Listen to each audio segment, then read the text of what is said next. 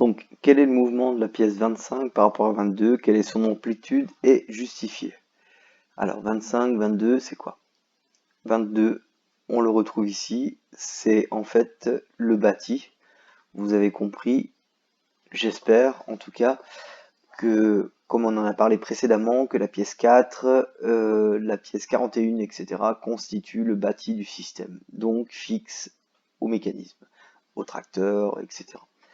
La pièce 25, il s'agit du support de levier qu'on retrouve ici. Dans la vidéo YouTube que vous avez vue normalement, on voit la petite fille qui a une action de rotation sur ce levier. Donc on se dit, tiens, le mouvement de 25 par rapport à 22 est un mouvement de rotation. J'attire votre attention sur cette partie qui est une partie en fait excentrique qui va avoir une influence sur la suite du mouvement et vous le comprendrez plus tard. J'ai modélisé donc le levier ici, la pièce 25 et donc la pièce 25 ici et le bâti en fait qui est modélisé par le coussinet qu'on voit en transparence. Le mouvement est assuré par une surface cylindrique sur un cylindre, ok? Mais quelle est l'amplitude du mouvement?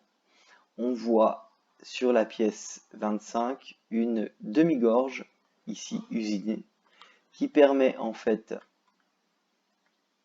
à cette vis à téton de limiter l'amplitude du mouvement, donc le téton qu'on retrouve ici, qui va limiter l'amplitude du mouvement sur 180 degrés.